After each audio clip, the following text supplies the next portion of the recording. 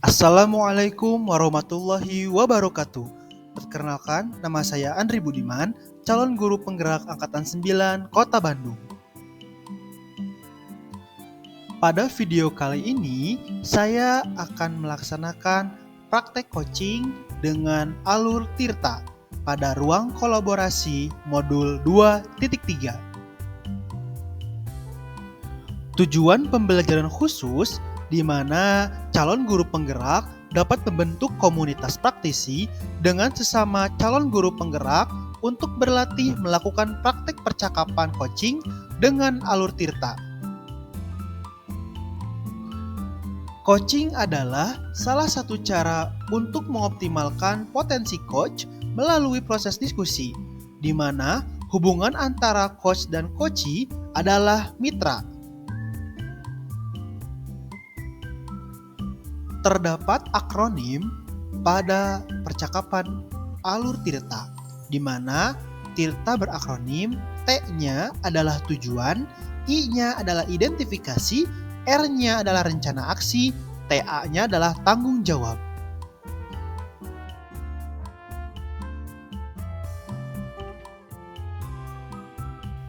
Pada praktek coaching kali ini, saya Andre Budiman SPD berperan sebagai coach, dan Pak Ian Riana Syam SPD berperan sebagai coachee. Latar belakang coaching dimulai pada saat Pak Ian merupakan seorang guru yang mengajar di kelas tinggi. Beliau merasa hasil belajar murid masih belum sesuai dengan harapan, padahal beliau sudah melakukan beberapa strategi dalam pembelajaran agar dapat meningkatkan hasil belajar murid.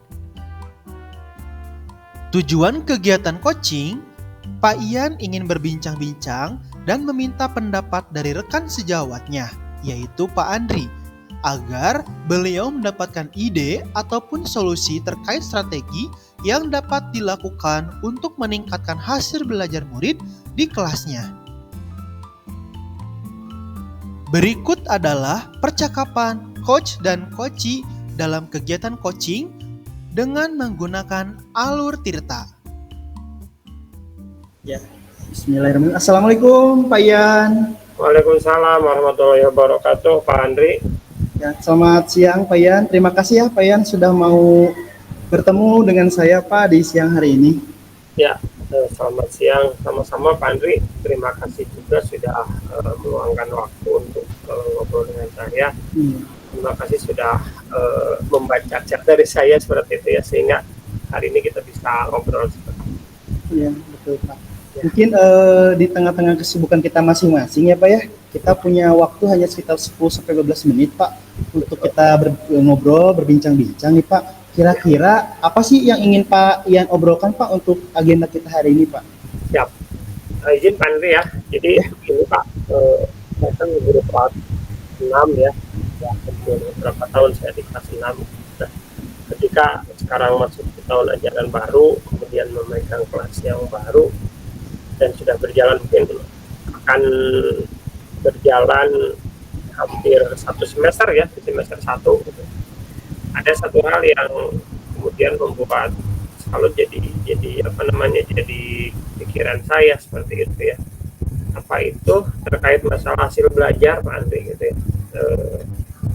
Saya bingung gitu melihat anak-anak teh, kok kenapa gitu hasil belajar anak teh masih belum memuaskan, masih belum sesuai dengan harapan.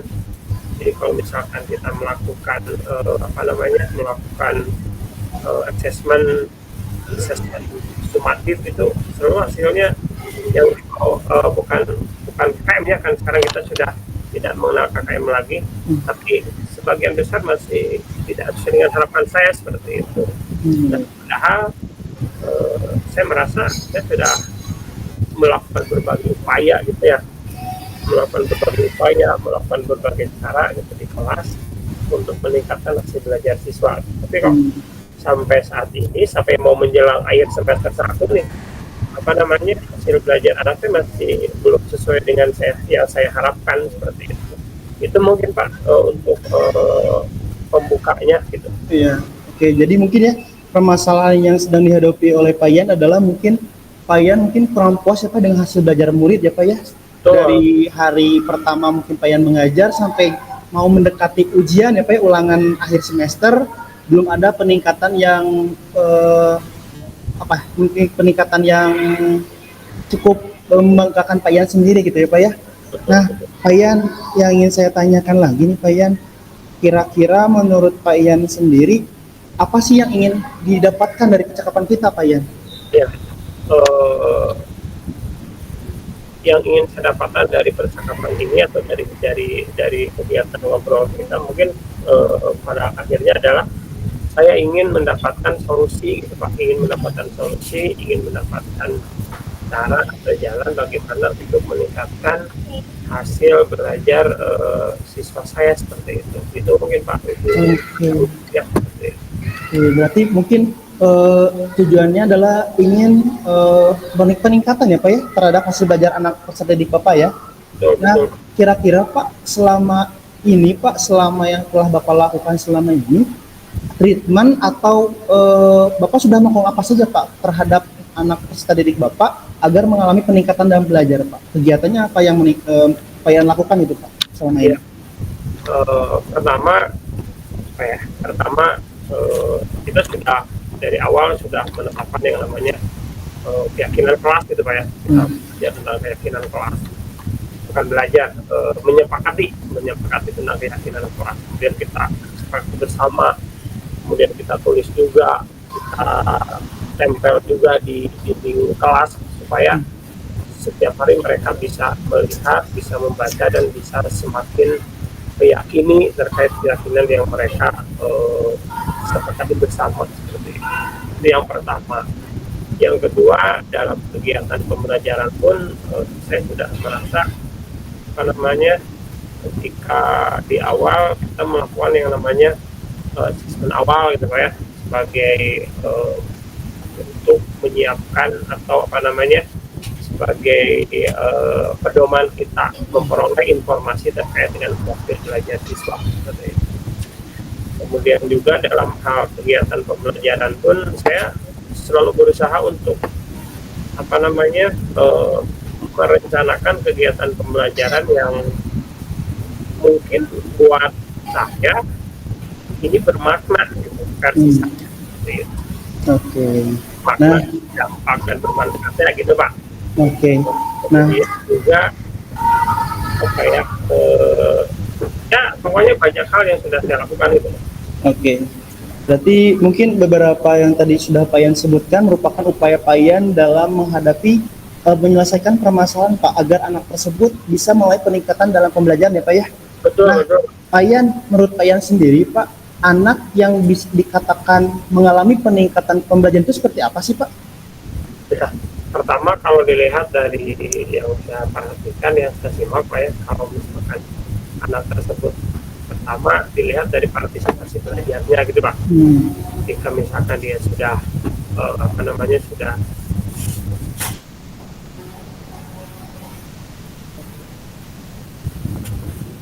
kalau tadi masih nyambung. Halo, nyambung Pak. Tadi ada sedikit tersendat. Lanjutkan lagi. Siap. Lanjutkan Pak ya. Ya. Yang pertama dilihat dari partisipasi belajar ya Pak. Ketika di dalam kelas itu kan, ketika siswa tadi itu sudah kemudian kelihatan dari raut mukanya ceria gitu Pak ya, kemudian semangat, kemudian mau bertanya, mau menjawab pertanyaan, kemudian ketika saya melempar pertanyaan dia begitu antusias. Dan yang kedua dilihat dari hasil-hasil asesmennya gitu Pak, terutama hasil positifnya gitu. Ketika misalkan sudah sesuai dengan harapan, maka saya katakan siswa tersebut mengalami peningkatan gitu, dalam hal hasil belajar. Nah ini masalahnya masih ya ada beberapa siswa yang memang masih hasil belajarnya belum bisa meningkat dari kondisi awal seperti itu. Berarti mungkin saya bisa mengklasifikasikan Pak, ada siswa yang memang sudah meningkat dan ada siswa yang belum meningkat ya Pak ya? Betul Pak. Ya. Nah yang jadi masalah adalah Pak gini Pak, yang saya anggap apa saya gagal tuh Pak dalam mengajar, apakah saya guru yang gagal gitu seperti itu. Karena Jangan, yang aduh, jangan berpikir seperti itu Pak Yan. ya kenapa tuh pada saya lihat perbandingannya kalau dipresentasikan itu Pak, dipresentasikan siswa yang menurut kategori saya baik dengan yang kategorinya kurang baik itu apa namanya, lebih dari setengahnya siswa hasil belajarnya kurang seperti itu. Hanya mungkin 1/3 saja siswa yang hasil belajarnya kurang baik. Kan ada yang mengatakan begini ya Pak Andri, Ya Pak. ada yang mengatakan bahwa kalau misalkan hasil belajar siswa itu dulu dalam ketika kita masih percaya dengan KKM kan seperti itu katanya gitu, ketika siswa yang KKM-nya siswa yang lulus KKM atau yang nilainya di atas KKM itu lebih dari 75%, nah dikatakan bahwa kegiatan pembelajaran kita berhasil, bahwa guru tersebut berhasil ketika mengajar gitu ya Pak. Betul, betul. Tapi kondisinya sebaliknya, maka dikatakan yang salah adalah guru seperti itu. Nah, jadi saya merasa apa saya selama ini ngajar kurang baik gitu ya, kurang atau kurang apa gitu, sehingga hasil belajar siswa itu ya masih seperti itulah Pak, masih jauh dari harapan seperti itu. Baik, berarti begini Pak Yan, kalau misalkan tadi saya menangkap beberapa kunci kata yang Pak Yan sampaikan nih Pak Yan, terhadap siswa yang kurang dalam peningkatan hasil belajar itu sendiri Pak, malah tadi di Bapak bilang hampir setengahnya ya Pak ya, peningkatan siswa belajar itu kurang gitu Pak ya. Nah, menurut Pak Yan sendiri kan kalau misalkan tadi siswa yang meningkat itu pertama melalui partisipasi belajarnya aktif di dalam kelas, kemudian hasil asesmennya juga baik ya Pak ya. Nah, kalau misalkan partisipasi belajarnya aktif, kemudian hasil belajarnya itu baik, di angka 10 nih Pak.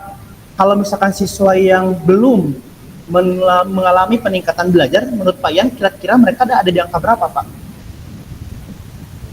Di angka ya mungkin di angka 6, di angka 7 ya, seperti itu kalau menurut saya gitu.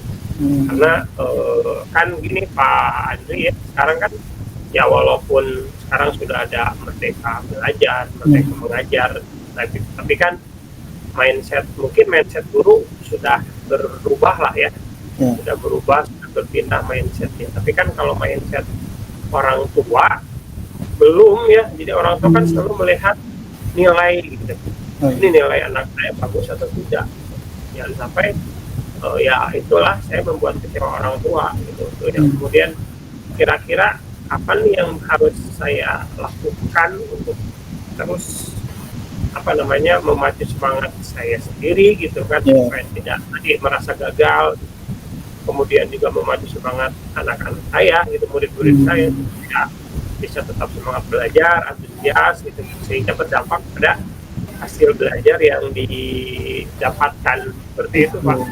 Berarti ada keterlibatan ya Pak dengan orang tua siswa sendiri ya Pak ya, terkait apa yang tadi Pak Yan sampaikan terhadap permasalahan Pak Yan. Nah berarti Pak Yan sendiri setuju Pak dengan adanya namanya kolaborasi Pak dengan orang tua siswa? Sangat setuju Pak Andri, karena kan gini, buat saya ya, kalau kita hitung-hitungan gitu dengan angka, kan satu hari satu malam itu 24 jam gitu kan. Sementara berapa jam sih anak di sekolah gitu. Kalau misalkan masuk jam 7.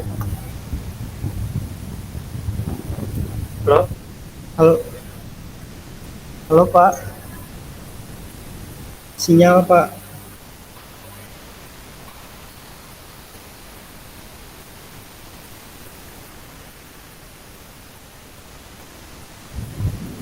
Halo Pak Yan. Suara saya ada Pak? Ada Pak, sekarang ada lagi. Apa tadi sinyalnya mungkin ke belakang dulu sebentar ya, maaf. Iya Pak. Ya, saya lanjutkan Pak tadi ya. Jadi kan kalau kita tahu satu hari satu malam itu kan 24 jam dalam sehari itu waktu kan 24 jam. Sekarang berapa jam sih yang dihabiskan anak di sekolah gitu? Kalau misalkan masuk jam 7, pulang jam 1, berarti kan 8, 9, 10, 11, 12, hanya 6 jam gitu Pak ya.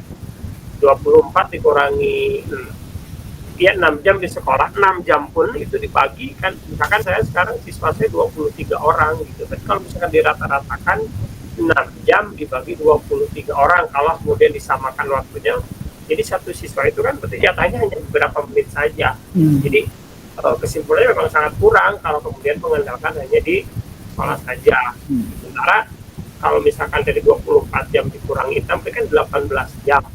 Nah, 18 jam itu waktu anak dihabiskan di rumah atau di lingkungan sekitar. Apalagi kalau sudah di rumah kan tidak lagi satu orang tua 23 anak kan, tapi satu orang tua satu anak lah, seperti itu. Jadi kolaborasi dan peran serta orang tua ya menjadi penting gitu Pak. Makanya kemudian saya mulai banyak sekarang melibatkan orang tua gitu Pak. Siswa-siswa yang memang sudah sesuai harapan ya, saya sampaikan ke orang tuanya tinggal dijaga motivasinya saja gitu Pak. Tetapi siswa-siswa yang memang masih di bawah harapan atau belum sesuai dengan potensinya seperti itu, potensinya belum keluar, maka saya katakan ke orang tua, ayo diperhatikan anak kita, dimotivasi supaya supaya bisa lebih berkembang, bisa lebih keluar potensinya, seperti itu. Itu sih Pak. Jadi mungkin kolaborasi dengan orang tua itu memang sangat penting, dan mungkin itu juga yang selama ini belum maksimal saya lakukan gitu. Oke. Berarti dalam waktu dekat Pak, Payan akan apa yang akan Payan lakukan Pak terhadap menghadapi permasalahan yang tadi Payan sampaikan Pak, kira-kira? Ya, dalam waktu dekat pertama mungkin karena sebentar lagi akan assessment akhir semester ya. Nah, tapi kan mungkin saya akan membuka kembali materi-materi yang memang sekiranya anak masih butuh bimbingan atau butuh diulang, seperti itu, atau seperti pembelajaran remedial mungkin Pak ya. Nanti mungkin di semester 2 ketika pembagian raport saya akan bicara dengan orang tua, mungkin nanti tidak akan klasikal lagi Pak ya, tapi mungkin akan saya panggil satu-satu gitu ke ruangan supaya bisa ngobrol lebih terbuka, bisa ngobrol lebih lebih enak, sehingga kelebihan kekurangan anaknya tidak didengar oleh orang tua yang lain. Mungkin itu Pak yang bisa saya lakukan. Oke, baik Pak Yan. Jadi mungkin Pak, kita sudah ada di ujung waktu ya Pak ya? Ya. Kira-kira Pak, dari kegiatan hari ini apa yang Pak Yan dapatkan Pak? Ya, yang pertama tentunya tadi beberapa hal yang disampaikan Pak Andi, bahwa kolaborasi ya. Bahwa kolaborasi dalam meningkatkan hasil belajar, dalam mengembangkan potensi siswa itu, kita sebagai guru tidak bisa kerja sendiri gitu. Butuh bantuan, butuh support dari orang-orang di sekitar, terutama orang tua gitu. Artinya program guru dengan program orang tua itu harus jalan ya, harus lurus, seperti tidak kemudian kalau kata orang Sunda hare-hare, seperti itu Pak. Itu mungkin Pak. Oke Pak Yan, mungkin tadi ya Pak, terkait permasalahan Pak Yan juga sudah sendiri sampaikan apa yang akan Pak Yan lakukan di minggu-minggu ini ya Pak Yan ya. Mungkin saya ingin meminta waktu kembali Pak di minggu depan. Saya ingin melihat bagaimana progres dari Pak Yan sendiri terhadap siswa yang mengalami permasalahan dalam belajar sendiri itu Pak ya. Saya tunggu di minggu depan ya Pak Yan ya. Ya, terima kasih Pak Yan atas waktunya. Sama-sama, saya yang justru terima kasih sudah mengganggu waktu Andri, sudah pasti Andri menuju sibuk ya, apalagi masih pakai baju PGRI ya. Tidak apa-apa Pak. Selamat Hari Guru Pak Andri ya. Ya, terima kasih Pak Yan, selamat Hari Guru juga Pak Yan. Ya, terima kasih. Semoga nanti kita bisa ketemu dan ada progres dari apa yang sudah saya lakukan gitu ya. Baik, Pak Yan. Ditunggu ya Pak Yan. Siap Pak Andri. Terima kasih. Pak Andri. Assalamualaikum. Waalaikumsalam.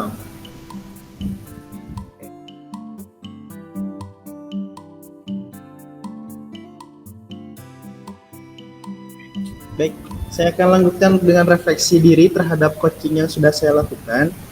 Di sini nama saya Andri Budiman. Refleksi diri terhadap yang sudah saya lakukan, yang pertama adalah apa yang sudah berjalan dengan baik selama percakapan. Yang sudah berjalan dengan percakapan adalah di sini saya merasa saya sudah menerapkan model cerita dari yang mulai kegiatan T-nya itu adalah tujuan, saya menggali tujuan dari apa yang ingin ditangkap oleh Pak Ian, kemudian I-nya identifikasi, saya juga mengidentifikasi apa permasalahan yang ada dari permasalahan Pak Ian, kemudian T-nya, R-nya adalah apa sih R? R-nya adalah rencana aksi, tadi Pak Ian juga menyampaikan rencana aksinya, tindakannya di minggu-minggu berikutnya, serta tanggung jawabnya terhadap rencana aksi yang tadi sudah dilakukan oleh Pak Ian itu sendiri. Kemudian untuk yang sudah berjalan sendiri, percakapannya alhamdulillah lebih baik dari kemarin. Saya merasa lebih baik dari kemarin. Saya tidak banyak kalau bahasa Sundanya gitu ya, berjalan dengan lancar, ngaguluyur kalau bahasa Sundanya. Alhamdulillah. Kemudian apa yang masih perlu diperbaiki dan tingkatkan? Mungkin kalau misalkan yang harus diperbaiki dan tingkatkan, mungkin yang pertama dari saya pribadi sebagai coach, posisi saya duduk kurang nyaman gitu karena saya merasa duduk saya terlalu depan di kamera. Kemudian dalam segi penyampaian percakapan pun saya merasa terlalu terburu-buru dalam memberikan penyampaian apa yang saya sampaikan, sehingga dikhawatirkan ketika saya menyampaikan terlalu cepat yang didengarkan oleh coach tidak jelas gitu, sehingga tujuan dari pertanyaan saya tidak tersampaikan dengan baik. Apa yang kemudian pertanyaan ketiga, apa yang Bapak Ibu lakukan untuk tetap dalam kondisi presence atau kehadiran penuh sebelum dan saat melaksanakan coaching? Nah, yang saya lakukan mungkin pertama adalah agar badan saya, pikiran saya, hati saya selaras dengan apa yang sedang disampaikan oleh Pak Ian. Kemudian saya juga merasakan apa yang Pak Ian rasakan, sehingga saya berada di posisi bagaimana posisi saya sebagai guru terhadap sama dengan permasalahan yang Pak Ian sampaikan gitu, sehingga saya pun ikut berempati gitu terhadap permasalahan yang Pak Ian rasakan, sehingga di situ muncul kehadiran penuh dari kegiatan coaching yang saya lakukan. Kemudian di sini juga saya berusaha untuk memunculkan paradigma berpikir dan kompetensi lain saat melakukan percakapan itu sendiri. Kemudian yang terakhir adalah apa yang Bapak Ibu lakukan untuk memperbaiki atau meningkatkan. Nah, di sini mungkin yang akan saya lakukan dalam memperbaiki dan meningkatkan adalah pertama, lebih memahami alur cerita lebih baik. Kemudian beberapa langkah-langkah dalam kegiatan coaching juga saya ingin perdalami lagi. Dan yang paling penting adalah saya melakukan refleksi dan kolaborasi serta aksi nyata dengan teman rekan kerja di sekolah saya sendiri gitu, untuk pelaksanaan kegiatan coaching itu sendiri. Kalau refleksi dari saya mungkin seperti itu. Nah, mungkin untuk refleksi berikutnya dilakukan oleh umpan balik dari coach kepada Pak Ian. Mungkin apa yang Anda rasakan pada saat di coaching, Pak Ian? Ya, terima kasih Pak Andri. Apa yang saya rasakan ketika tadi saya di coaching oleh Pak Andri? Tentu yang pertama adalah masih perasaan grogi itu masih ada ya. Karena kita baru 2 kali melaksanakan coaching gitu, walaupun mungkin kalau ngobrol sering, tapi seperti yang tadi disampaikan oleh Pak Richard, kalau direkam memang agak beda itu suasananya ya, masih ada groginya. Yang kedua kemudian ada perasaan senang juga bisa melaksanakan lebih baik dari kemarin gitu. Kemarin kan masih banyak keluar bahasa Sunda gitu kan, masih banyak tertawa gitu kan, masih banyak gerai gitu kan. Kalau sekarang dia sudah lebih serius tapi tetap santai seperti itu kan. Kemudian muncul juga hubungan kemitraan yang setara gitu kan, karena memang itu salah satu paradigma berpikir coaching itu kan, ada hubungan setara antara coach dengan coachee seperti itu. Dan yang terakhir adalah tadi sudah ada keterbukaan gitu kan, saya secara terbuka menyampaikan apa yang saya rasakan, menyampaikan terbuka apa yang saya inginkan, terlepas nanti penilaian orang seperti apa ya, itu karena ini saya punya masalah, punya persoalan yang memang ingin saya selesaikan ya, secara pribadi ya memang merasa lega gitu ya kalau karena sudah disampaikan seperti itu. Dan solusi yang diberikan juga kan itu tadi sebetulnya datang dari dalam diri saya sendiri gitu kan, ketika kemudian oleh Pak Andi sebagai coach distimulus, digali terkait terkait persoalan yang saya hadapi. Jadi intinya lebih baik dari kemarin, mudah-mudahan ke depan semakin sering kita lakukan kegiatan seperti ini ya, bisa lebih lancar, lebih ngaguluyur gitu seperti kata Pak Andi gitu. Jadi lebih sudah mulai membiasakan diri seperti dengan kegiatan coaching. Jadi ketika nanti misalkan ada disebut dengan coaching, itu bukan hal yang aneh lagi gitu, bukan hal yang tabu lagi ketika kita memang sudah sering melakukannya. Itu mungkin Pak Andri yang bisa disampaikan terkait umpan balik terkait coaching yang tadi sudah dilakukan. Cukup mungkin ya Pak Andri. Cukup, baik. Terima kasih Pak Ian atas masukannya, perasaannya juga, komentarnya juga terhadap apa yang sudah tadi dilakukan Pak. Terima kasih Pak Ian. Sama-sama Pak Andri. Ya, baik.